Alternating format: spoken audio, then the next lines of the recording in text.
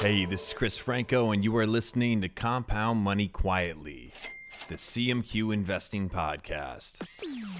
CMQ investors, welcome to the show. It's great to have you here. This episode is live. There is going to be no edits, no post-production other than, a couple changes, I'm sure, with the volume and things like that. But I'm going to leave all the ums and just generally the parts that I tend to be a perfectionist about. They're all going to stay in.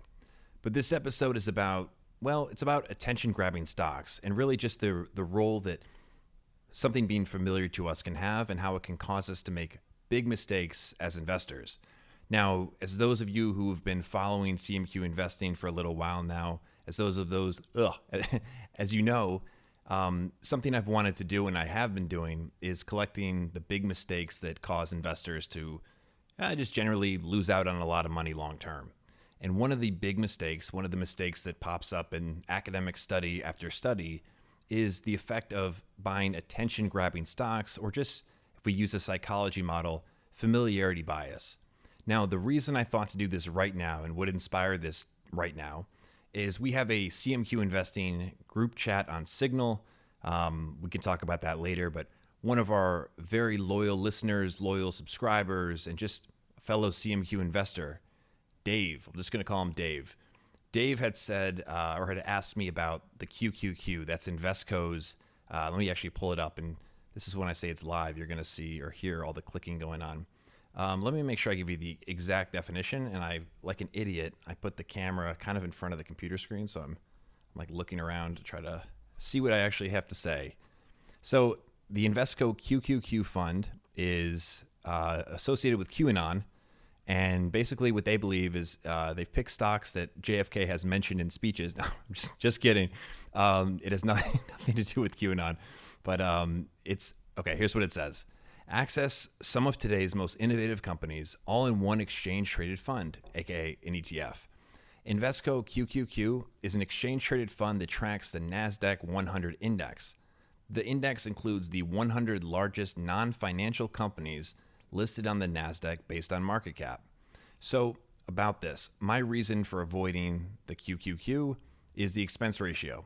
When you add up the expense ratio and they also have a management fee, it comes out to 0.40%. Now, they're probably, and maybe, I shouldn't say probably, I want to believe there has to be probably a couple other little areas you get charged, but let's just pretend it's 0.4. If we do the math on a 0.4% versus a 0.04%, which is what the Vanguard VTSAX, which tracks the broader stock market, or we could even use the VU, which is 0.03%, well, that makes an enormous difference over the course of your long-term investment time period or your investment lifetime. And that's really what I'm trying to call out here. Now, the second part of this is, why do people even know about the QQQ in the first place? And what this makes me think of is familiarity bias and this pattern that I've observed in, study after study about how we tend to be attracted to attention-grabbing stocks. Now, let me tell you what that is, and I have it from a study here. This is from the abstract of a particular study that I will link to in the newsletter post about this episode. By the way, that is at cmqinvesting.substack.com. It's free to sign up. If you become a paid supporter or a member, there's all sorts of little perks that come with that, but just with your free subscription, you will have a link to this. So it says the following. We test and confirm the hypothesis that individual investors are net buyers of attention-grabbing stocks. That is, stocks in the news, stocks experiencing high abnormal trading volume, and stocks with extreme one-day returns. Attention-driven buying results from the difficulty that investors have searching the thousands of stocks they can potentially buy. Now, this is why I like that we're doing it live, because if we weren't, I would go back and re-record that and then say, it doesn't sound right, and I'd be delayed in getting this information to you. So what I found about this, it reminded me of a big idea or a model from marketing. You could generally call it the consideration set. And that is, a consumer has a total set of potential brands or products that, fit a need. Let's say I need a new computer. I might think of Apple, I might think of Dell. I could go down the list here, but for the sake of this conversation, you get the idea. Then there's the awareness set. So the total set is just that doesn't mean I'm aware of it. Awareness set means I'm aware of the brands. Then there's a consideration set, and that's the group that I'm actually going to choose from, or at least that have met the next criteria. Your choice set is when you narrow it down, you can make a decision, and that leads you to your decision. So anyway, it's a little bit, it's kind of probably tough to imagine in your head, but there's a similar process that our brains use when picking stocks. And because there are thousands and thousands of stocks to choose from, and even in the case of mutual funds or ETFs, there's hundreds, I think sometimes thousands of different funds. The consumer has to, meaning us, we have to think of it and narrow it down based on what we're aware of. Now, when I say consumer, that's important to keep in mind because, I was saying in our group chat, the QQQ is a marketable product. I know for myself, in earlier years, I tended to not think of anything that a company was offering as far as, ETFs or mutual funds as a product. I thought it was just like, I don't know, it just didn't strike me as this is a thing that, consumers buy and that has to be, money is spent on marketing and advertising. So when you think of it that way, though, we can become, I guess, more conscious consumers. And when we're looking at expense ratios, well, those make an enormous difference over the long term. So we have to really keep an eye out for them. Now, I'm not knocking the QQQ, do your own research, but I personally avoid it because I see better alternatives looking at, let's say, something in Vanguard with a much lower expense ratio. That's just me, though. Now, I want to go back on this idea of attention-grabbing stocks because what that reminds me of is familiarity bias. I know I mentioned it, but sure enough, in this one study that I've cited, if not on the podcast before, it's just one that I'm kind of in my top 5 or 10 that I look to I'm narrowing down on our thesis, our mission, our big idea for CMQ about how, by making fewer mistakes than the average investor, we can do better than average over the long term. And considering what we believe about and what we know about, rather, compound interest and compounding in general, if we can improve the rate of return, our average annualized rate of return, if we can make that, even 1.1% better, or I'm sorry, 0.1 percentage better. I screwed it up again. This is why I don't like doing it live. If we made it 1 percentage point better than the average investor, well, over the duration of your lifetime, let's say through retirement, that's a huge, huge advantage creator. And from my perspective, the best way to do that, as all of us are amateur investors, or most of us are, I'm actually a professional, obviously. No, I'm an amateur as well.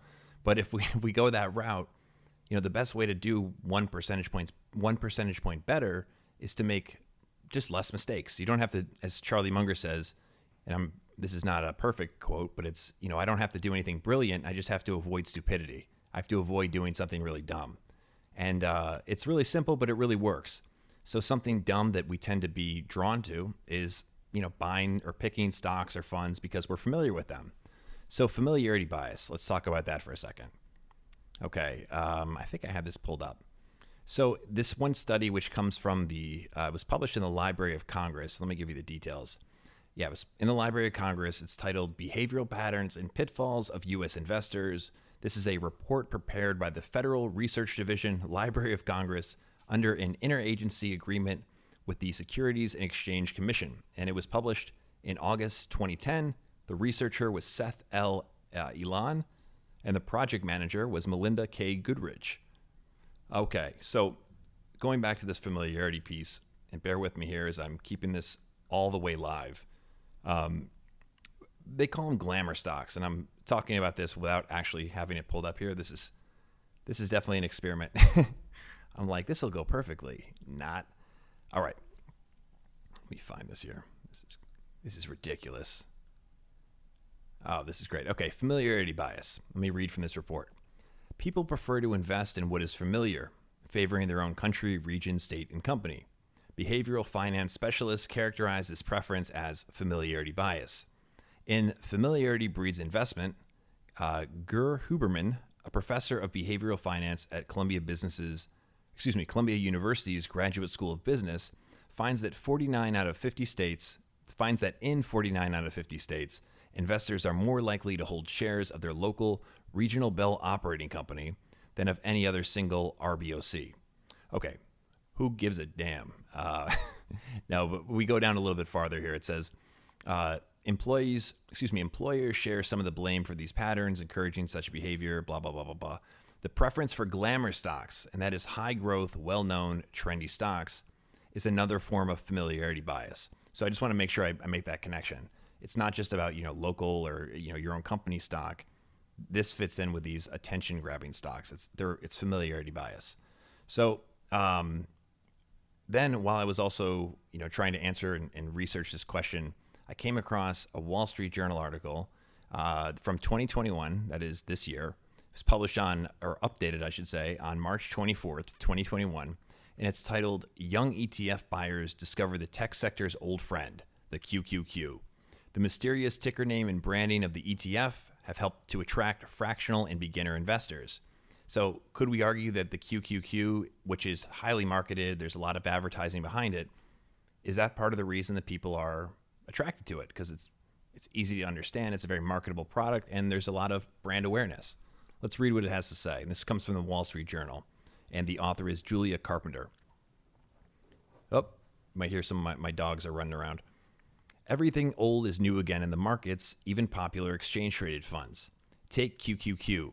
The giant tech-focused ETF run by investment manager Invesco, launched 22 years ago at the height of the dot-com boom. The fund has in recent months grabbed the attention of a new generation of investors via Reddit's Wall Street Bets and other online investing communities. The fund's concentration in in the high growth stocks billed as innovative and disruptive in the lingo of the day. It tracks the NASDAQ 100 and has made it it's become a favorite of those looking to capitalize on the accelerated shift to working from home. The shares have surged 90% over the past year, and assets in the fund have soared to a recent $150 billion, making it one of the largest ETFs anywhere. Michael Bowers, by the way, I have not read this before, so I just kind of skimmed it and was like, I want to talk about it. So let's see if there's something that makes me laugh. I have a feeling there will be. Michael Bowers, a 21-year-old Colorado college student, first heard about QQQ on the Reddit forum Wall Street Bets. He bought $1,000 worth of fund shares last summer because the ETF tracks companies he knows and whose products he uses, ranging from Apple to Facebook. Now, I might have to do some post-production and put it like one of those air horns, like, because that's exactly what we're talking about. We're not looking for confirming evidence, by the way. I'm not trying to prove a point. This is just kind of my brain is clicking all this together in real time. Okay, here's a quote from Michael Bowers. When QQQ was rising a lot, it got talked about a decent amount on Reddit, and it led me to look into it. My main love for stocks lies in investor sentiment and hype, basically.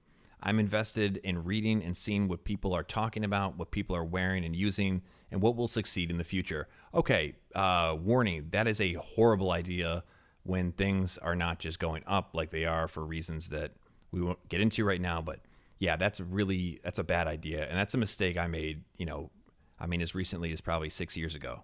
And thankfully I smartened up pretty quickly, but the market wasn't anywhere near as high as it is right now. And I think certain stocks were not as, I won't say overvalued because that's a huge broad generalization, but just be really careful about that. Okay. The next, this comes from, this next portion is a quote from Aryant Jain. God, I wish I knew how to say people's names right. Who is a 31-year-old technical sales engineer who owns almost $3,500 in QQQ shares. QQQ is at the top of my list because of the diversity and exposure of its holdings, said Mr. Jain, whose QQQ shares, by the way, that's so ridiculous, this QQQ thing. It sounds like, in Rick Ross Maybach music, that Maybach. It sounds like for QAnon, they'd be like, QQQ. All right, just to go with our QAnon theme. Okay, so he says his QQQ shares are his largest ETF investment. He bought the shares when opening his first investing account with Social Finance Incorporated in 2018. And, quote, last year we saw the reliance on tech, be it for work or connecting to their loved ones, he said.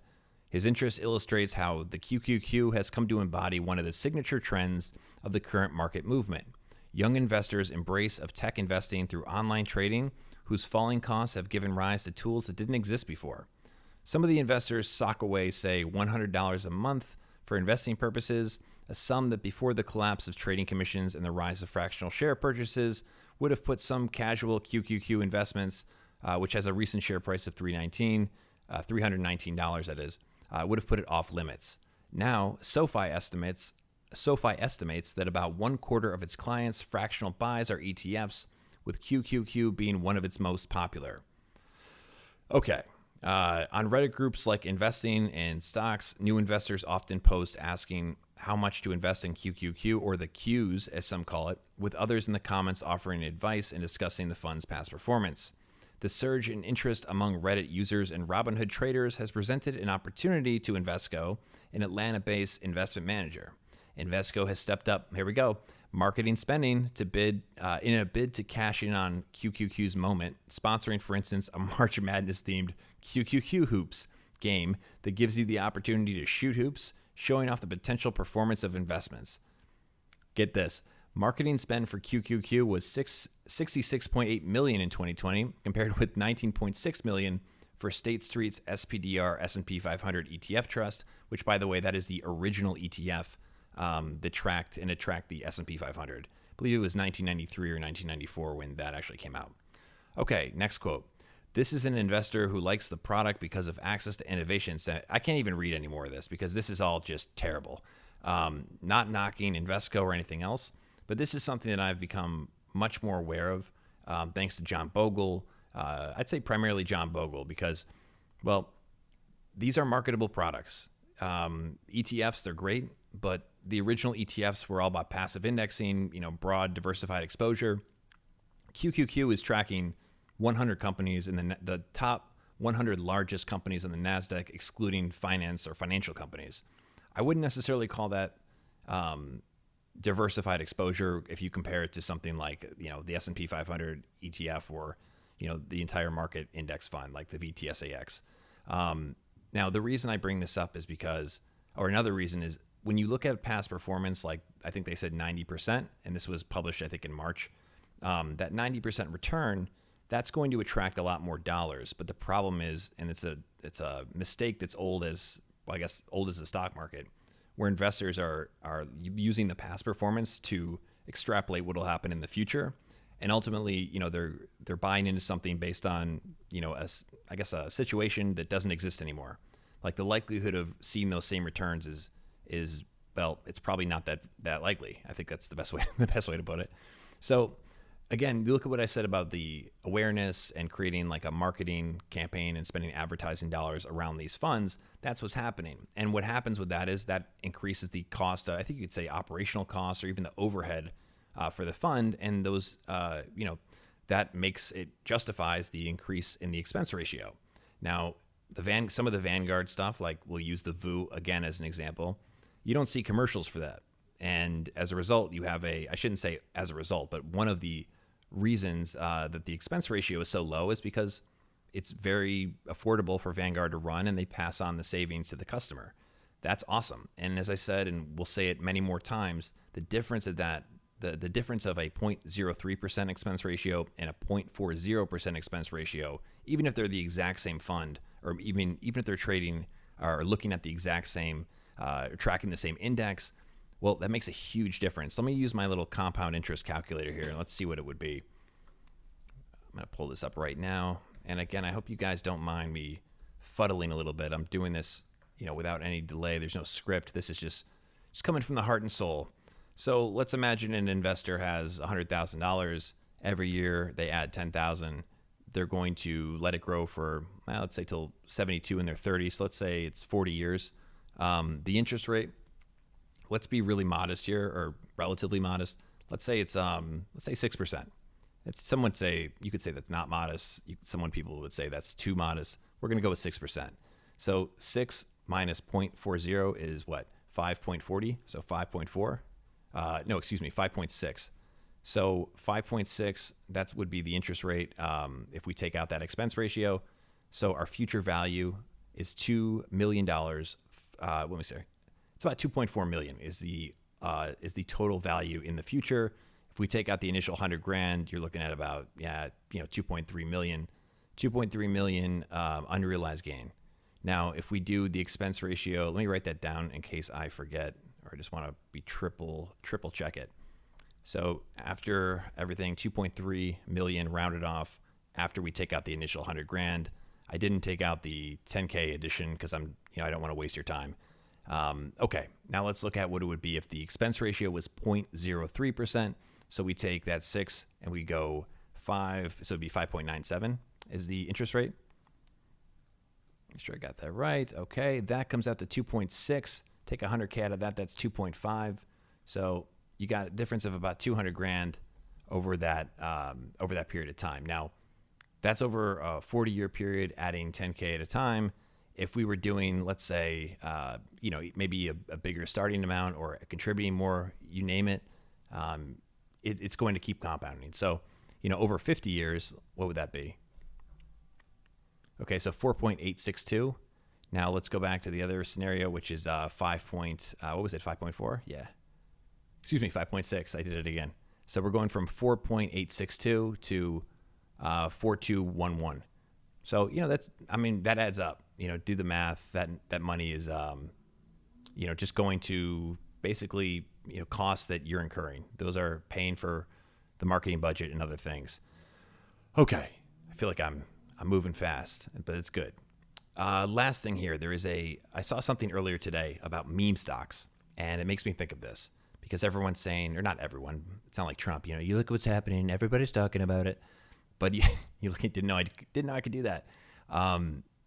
You look at the meme stock situation. So a meme in a lot of ways is like an advertisement. It spreads, it creates awareness, and it creates a viral awareness that only increases the familiarity bias, or it should increase the amount of familiarity, and therefore there's more familiarity bias, there's more awareness, there's more attention, and that can translate into all sorts of these sort of like, I guess, byproducts of that, which therefore, it kind of comes back around and creates this virtuous cycle or vicious cycle, depending on who you ask.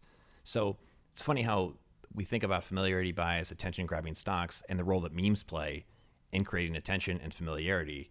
It's a pretty interesting pattern. So that could be something we explore in more depth. I'm going to leave it here. I'm a little nervous of how this came out just because I have taken so much pride in what I perceive as like near the perfection of our podcast. But I hope you get the big idea here. And let me try to recap.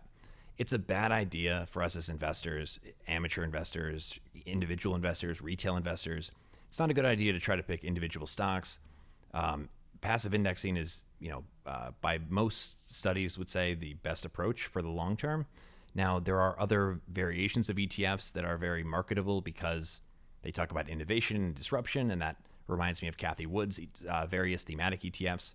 But the QQQ is, in that same vein. It's been around longer, but you're seeing it's had a resurgence, or it's become even more popular with this new wave of retail investors for reasons that we could say are, I think we said it. So since that's the case, should you invest? And that was the question that was brought up to me in this Signal chat that we have for CMQ investing. My main reason is no, only because of the expense ratio. But the other reason is, and the reason why people would even be interested is, as we learned, they're spending big time marketing dollars. And as someone who, the most capital I've allocated personally is in the world of marketing and advertising, I know the effect that has. And it's not a terrible thing, especially if you have a product that you believe is good and actually can, add some value to people's lives. But I'm not saying the QQQ doesn't do that, but, next time you start to get excited about a stock, ask yourself, how did I hear about it in the first place? Is it something that, I see a lot of people talking about? Because that could be signs that it might not be the best investment right now. The best investments are oftentimes, if you're talking individual stocks, it's something that the consensus hasn't necessarily agreed to yet. You're seeing something that, the folks, whether it's in a forum, whether it's, on CNBC, whether it's in the Wall Street Journal, not everyone's in congruence, or there's not a consensus on it. You're, you're going against the herd, but you think you really believe you're right, and you have really good reasons for that. But be careful, as always, don't take this as advice. This is just my opinion, my thoughts. I appreciate you tuning in. My name is Chris Franco. This is Compound Money Quietly, the CMQ Investing Podcast. Thanks for listening. We'll talk soon. Oh, and don't forget, subscribe on YouTube, CMQ Investing, on Instagram, Charlie Munger Quotes, Warren Buffett Videos. You can follow me on Twitter, Chris Franco, Franco with a C. And I think that's it for now. I think that's enough stuff for you to do. Please leave a review, subscribe, whatever you can do to help us continue to reach more investors and just, spread good ideas and have good conversations. It means a lot. I appreciate it. I know our community has been growing really healthily, and it's really cool to see. So thank you for being a CMQ investor, and we will talk soon. Later.